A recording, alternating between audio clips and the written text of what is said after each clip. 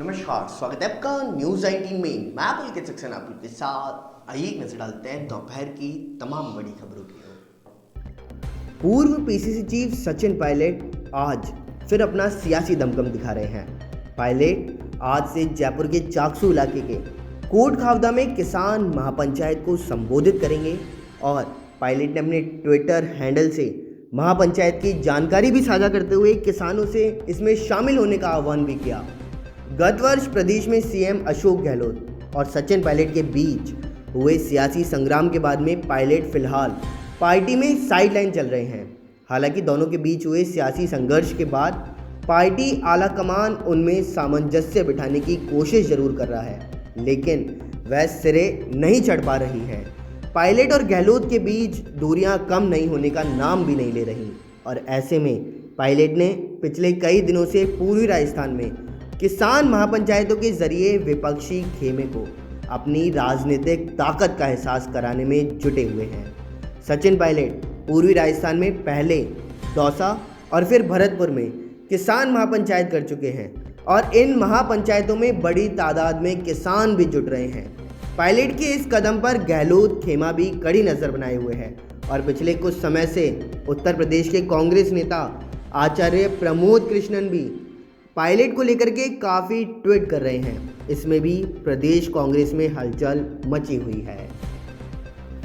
राजस्थान में 10 दिवसीय जयपुर साहित्य महोत्सव के 14वें संस्करण की ऑनलाइन शुरुआत शुक्रवार को होगी और इसी दौरान करीब 25 भारतीय व 18 अंतर्राष्ट्रीय भाषाओं का प्रतिनिधित्व करने वाले 23 राष्ट्रों के 300 से अधिक वक्ता एवं कलाकार प्रस्तुति पेश कर रहे हैं। लेखक और जेएलएफ के सह निदेशक विलियम डैम्पलियर ने कहा कि मैं महोत्सव के कई पहलुओं से परिचित भी हूं और लॉकडाउन एक बड़ी समस्या साबित हुई थी। हालांकि जिस तरह मेरी जिम्मेदारी अंतर्राष्ट्रीय स्तरों के लेखकों को जोड़ना है, यह कई तरह से आशीर्वाद भी साबित हुआ है। और उन्होंने कहा, पहले मुझे लेखकों को 10 दिन या एक सप्ताह का कीमती समय देने और भारत आने के लिए आग्रह करना पड़ता था, जब मुझे केवल उन्हें 1 घंटे के लिए जूम कॉल के जरिए जुड़ने को कहना पड़ता था। महोत्सव के दौरान इस वर्ष मशहूर भाषाविद नोम चॉम्स्की, वर्ष 2020 के बुकर पुरस्कार विजेता डगलस स्टुअर्ट, नोबेल पुरस्कार से सम्मानित जोसेफ स्टिग्लिट्ज़ एवं ममला यूसुफ़ज़ई के अलावा माइक्रोसॉफ्ट के सह संस्थापक बिल गेट्स और अभिनेत्री लेखिका प्रियंका चोपड़ा इसमें उपस्थित रहेंगी।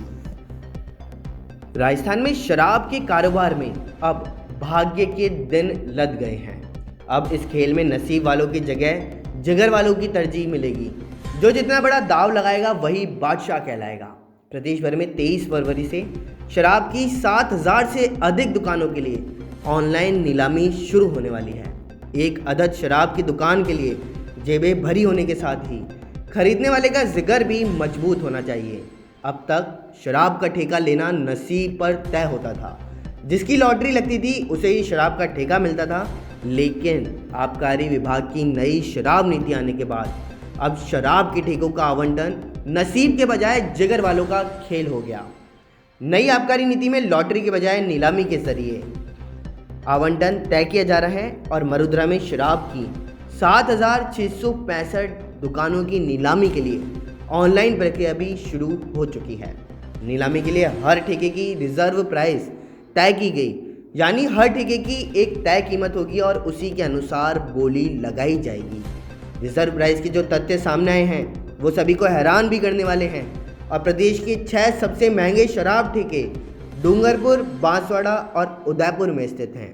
प्रदेश का सबसे महंगा ठेका डूंगरपुर के खजूरी का है और इसकी रिजर्व प्राइस 18.99 करोड़ रुपए है। आसाराम को सीने में दर्द की शिकायत के बाद जेल से अस्पताल में भर्ती कराने के अगले दिन शिल्पी उर्फ संचिता भी जोधपुर के एमडीएम अस्पताल उनसे मिलने पहुंच गई। यौन उत्पीड़न मामले में आसाराम के साथ सह आरोपी शिल्पी को 20 साल के कारावास की सजा सुनाई गई थी। इस समय वह जमानत पर थी। काफ़ी नुक्कर के बाद शिल्पी ने मीडिया से बातचीत में कहा कि ये कैसा न्याय है, जब अन्य लोगों को जमानत मिल रही है तो आसाराम को क्यों नहीं दी जा रही। एमडीएम अस्पताल परिसर में शिल्पी ने पहले मीडिया कर्मियों को प्रवचन दिया। उसके बाद दावा किया कि वह अपने पर्सनल कार्य से अस्पताल आई हैं। उसने साफ इनकार किया कि वह आसाराम से मिलने नहीं आई। काफ़ी देर तक मना करने के बाद उसने कहा कि एक निर्दोष को सताया जा रहा है, वो भी झूठे आरोप लगाकर। ऐसे में आज मैं खुलकर बोलूँगी, आसाराम बिल्कुल दोषी नहीं है।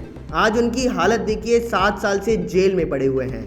साथ ही शिल्पी ने कहा कि आज तक आसाराम को एक दिन के लिए भी जमानत नहीं दी गई।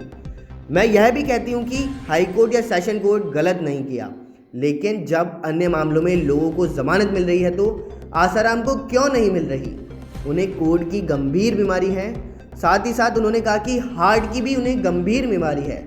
उनकी स्थिति को देखते हुए जमानत दी जानी ज़रूरी है और हाईकोर्ट ने जमानत प्रदान कर राहत नहीं दी है।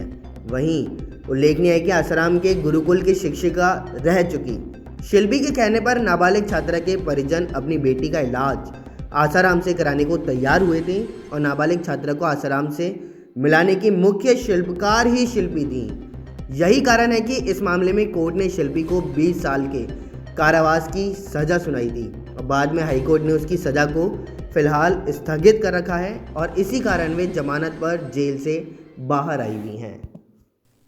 दोपहर की तमाम बड़ी खबरों में बस इतना ही। देखते रहिए न्यूज़ 19। नमस्कार।